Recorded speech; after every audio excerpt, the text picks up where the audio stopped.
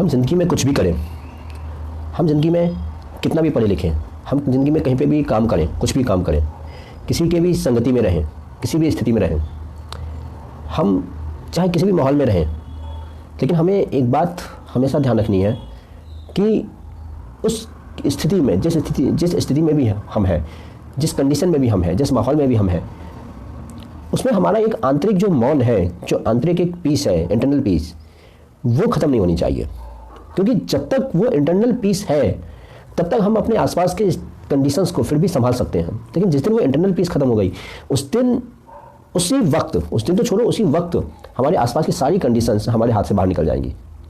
जैसे मतलब इसी चीज़ को जो कई लोग कह देते हैं सेल्फ कंट्रोल, है ना, कि तुम अपने होशावास में नहीं हो, तुम्हारा जो है कंडीशंस के ऊपर कंट्रोल नहीं है।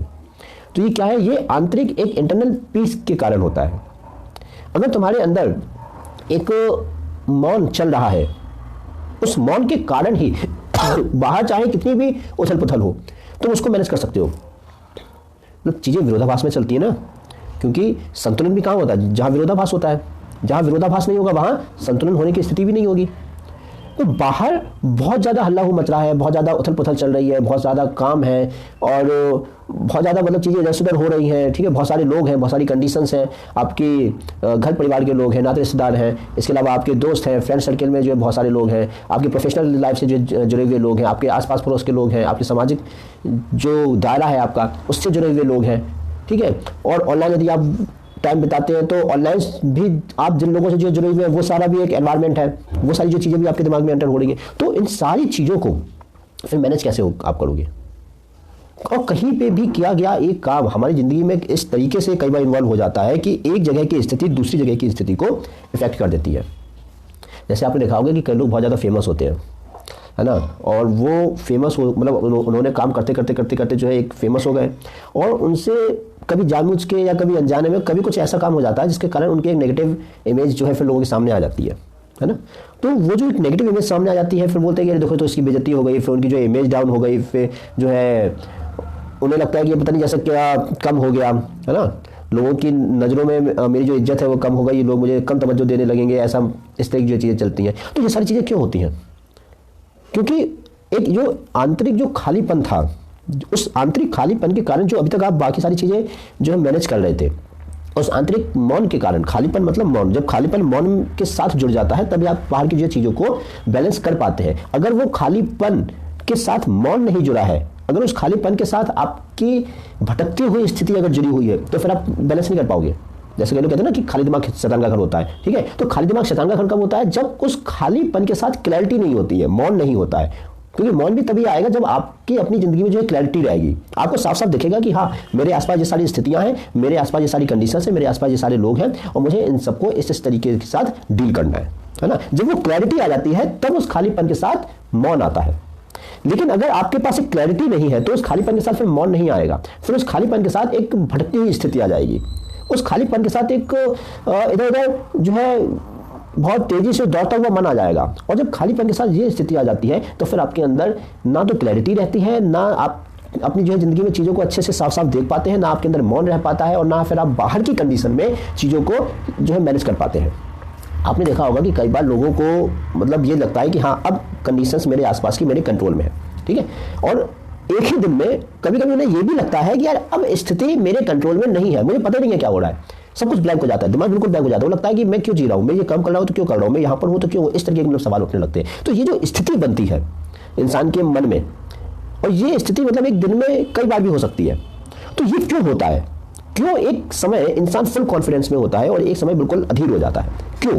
क्योंकि जिस समय इंसान फुल कॉन्फिडेंस में है उस समय इंसान के अंदर का जो खालीपन है, जैसे हम कहते हैं ना कि केंद्र से जीवन संचालित होता है, ये हमारा जो जीवन है वो केंद्र का विस्तार है। उस केंद्र में जो चीज बैठी है, ठीक है, जिसे हम ट्रुथ कह देते हैं, ब्रह्म कह देते हैं, सत्य कह देते हैं, चेतना कह देते हैं, आत्मा कह देते हैं, तो वहां हलचल नहीं होती है। देखो वहां हलचल नहीं होती है, वहां खालीपन होता है। लेकिन उस खालीपन के साथ जब क्लैरिटी जुड़ जाती है, जब साफ साफ दिखाई देने लगता है कि हाँ मेरे जीवन में ये स्थितियां हैं और मुझे इसको इस तरीके से डील करना है, तो जब एक खालीपन के साथ ये चीज जुड़ जाती है तब आपके अंदर मौन आ जाता है। और जब मौन, खालीपन के साथ मौन जुड़ जाता है, एक इंटरनल पीस जो है जुड़ जाती है, एक इंटरनल स्टेबिलिटी जुड़ जाती है, तो आपके अंदर कॉन्फिडेंस बढ़ जाता है। फिर आपको लगता है कि हाँ, अब स्थितियां मेरे कंट्रोल में है, अब मैं अपने आसपास के जो भी स्थितियां हैं, काम है, ठीक है, आप जिस जगह पर है, आप जिस तरीके के लोगों से जो है घिरे हुए हैं, आप उनको अच्छे से डील कर सकते हैं। लेकिन यदि उसी खालीपन के साथ अगर एक डाउटफुल माइंड अगर जो है कनेक्ट कर दिया जाए, अगर एक ऐसा भागता हुआ मन कनेक्ट कर दिया जाए जो भाग तो रहा है लेकिन क्यों भाग रहा है उसे नहीं पता, कहां भाग रहा है उसे नहीं पता, कैसे भाग रहा है उसे नहीं पता, ठीक है, और किसके पीछे भाग रहा है वो भी नहीं पता, मतलब बिल्कुल बिल्कुल अंधों की तरह भागे जा रहा है। जब खालीपन के साथ एक ऐसा मन जुड़ जाता है, जब एक इस तरीके की स्थिति जुड़ जाती है जहां पे आपको पता ही नहीं है, जब आपको क्लैरिटी नहीं है अपनी लाइफ के लिए, तो फिर जो है आपके अंदर एक अधीरता आ जाती है, आपके अंदर कॉन्फिडेंस कम हो जाता है। और जब अधीरता आ जाती है, कॉन्फिडेंस कम हो जाता है, तब आपको लगता है कि अरे मेरे आसपास की सारी कंडीशंस तो मतलब मेरे कंट्रोल से बाहर है, मैं तो उसको कंट्रोल ही नहीं कर पा रहा हूं। तो फिर आप जो है और ज़्यादा डाउट में हो जाते हैं, फिर आप बाहर से चिड़चिड़े हो जाते हैं, फिर जो है आप बाहर लोगों से लड़ाई झगड़ा करने लगते हैं, फिर आप हाइपर जो टेंशन में आ जाते हैं, फिर आपको स्ट्रेस बहुत जल्दी आने लगता है, फिर आपको डिप्रेशन बहुत जल्दी आने लगता है, फिर आपको ये लगने लगता है कि अरे मैं जल्दी जल्दी सब कुछ जो है कर लूँ, अरे मुझसे हो नहीं रहा है, मैं इसको जो है जल्दी से अपने काबू में कर लूँ। फिर जब ये स्थिति आ जाती है तो आपके अंदर उत्तेजना पैदा होती है।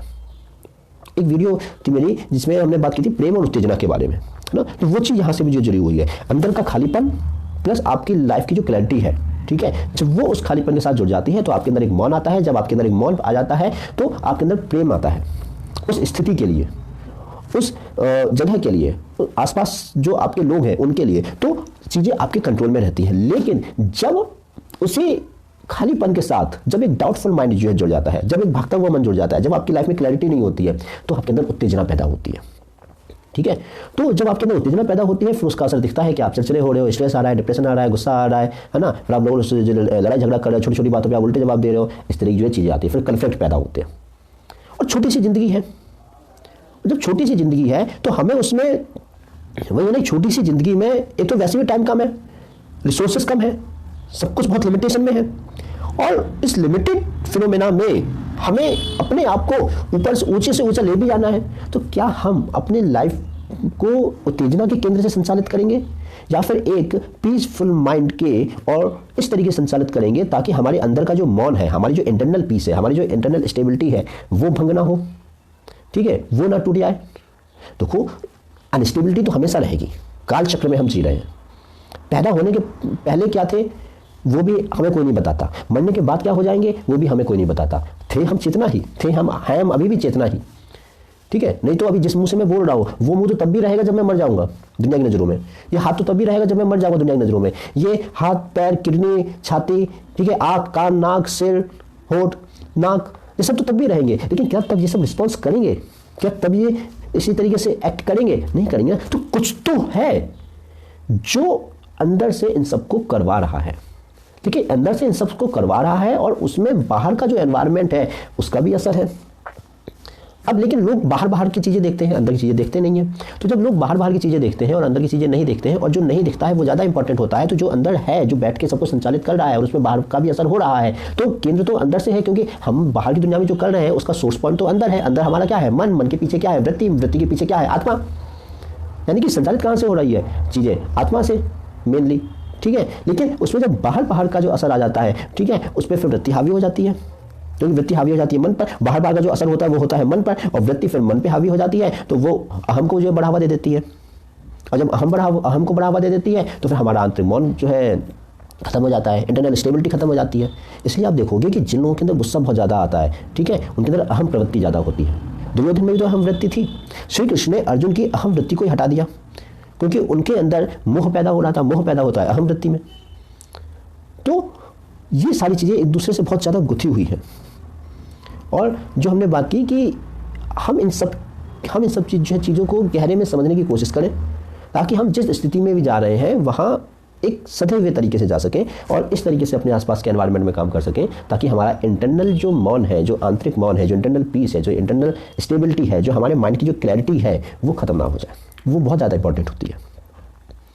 एक छोटे से बच्चे में बोध नहीं होता, ठीक है, जैसे जैसे वो बड़ा होता जाता है उसको ज़रूरत होती है लाइफ की क्लैरिटी की। देखो एक्सपीरियंस जितने ज़्यादा होते जाएंगे, तो एक्सपीरियंस जितने ज़्यादा होते जाएंगे उतनी ज़्यादा कन्फ्यूजन भी होती जाएगी, क्योंकि उतनी ज़्यादा एनालिसिस बढ़ती जाएगी, उतने ज़्यादा आपके पास फैक्ट बढ़ते जाएंगे और उतनी ज़्यादा फिर ज़रूरत होती जाएगी क्लैरिटी की। एक छोटे बच्चे को क्लैरिटी की साथ इतनी ज़रूरत नहीं होती, क्योंकि उसके साथ उसके माँ बाप होते हैं उसको संभालने के लिए। लेकिन जैसे जैसे आप बड़े होते चले जाते हैं आपको ज़रूरत होती है मोर एंड मोर क्लैरिटी की, इसलिए आपने देखेंगे कि छोटा बच्चा ज़्यादा खुश रहता है भाई। जैसे जैसे हम बड़े होते जाते हैं हमारे अंदर खुश रहने की प्रवृत्ति कम होती जाती है।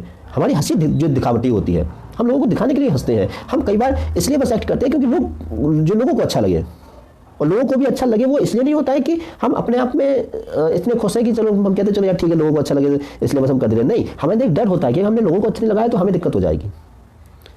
तो जैसे जैसे हम बड़े होते जा रहे हैं, होते जाते हैं, वैसे वैसे हमें क्लैरिटी की जो जरूरत बहुत ज़्यादा पड़ती है। इसलिए ये चीज़ें छोटे बच्चों को नहीं बताई जाती हैं बहुत ज़्यादा, लेकिन जैसे जैसे बच्चे और बड़े होते जाते हैं वैसे वैसे उनको ये चीज़ बतानी चाहिए, ताकि उनके अंदर की जो स्टेबिलिटी है, क्लैरिटी है, वो बनी रहे। और जैसे जैसे वो और ज़्यादा क्रिटिकल चीज़ों का सामना करेंगे, जैसे जैसे वो लाइफ में आगे बढ़ेंगे और उनके सामने अलग अलग टाइप के जो कंडीशंस आएंगे, अलग अलग टाइप के जो लोग आएंगे, वो उनके साथ अच्छे से डील कर सके। अब मजे की बात ये होती है कि जो एजुकेशनल जो इंस्टीट्यूशन होते हैं वो इस बात पे कई बार इस तरीके से ध्यान नहीं देते। जो प्रोफेशनल लाइफ में जो चीज़ें होती हैं उसमें भी कंपनी इस बात पे ध्यान नहीं देती, क्योंकि उन्हें चाहिए होते हैं पढ़े लिखे मजदूर, है ना, जो लोअर मैनेजमेंट में। आपने कई बार सुना होगा, अपने दिमाग में चलाओ, जो हम कह रहे हैं वो करो, बस बात खत्म। इंसान को चाहिए तो डिसिप्लिनरी, इंसान को चाहिए मल्टीटास्किंग बंदा, और काम उससे वही करवाना है जो हम चाहते हैं। तो इंसान को चाहिए तो मतलब उसके पास इतनी सारी स्किल हो, लेकिन इतनी सारी स्किल का भी तुम जो यूज़ करोगे सब इस हिसाब से जो हम चाहते हैं। ये तो एक विरोधाभास वाला फिनोमेना चलता है। तो आप बाहरी दुनिया में शायद उस तरीके से अपने आप को किसी और के अंडर में रखते हुए एक्सप्रेस ना कर पाए, क्योंकि ओवरऑल सिस्टम लोगों ने इस तरीके से बना रखा है। लेकिन आप फिर भी जिस स्थिति में भी है उसमें आपके अंदर का मौन भंग नहीं हो पाए, आपके अंदर की क्लैरिटी बनी रहे। हमें ओवरऑल कोशिश जो है इस बारे में करना है, और इसके लिए आपको जिसकी संगति में जाना पड़े आप उसकी संगति में जाइए, आपको जिस एसोसिएशन में जाना पड़े आप उसकी एसोसिएशन में जाइए।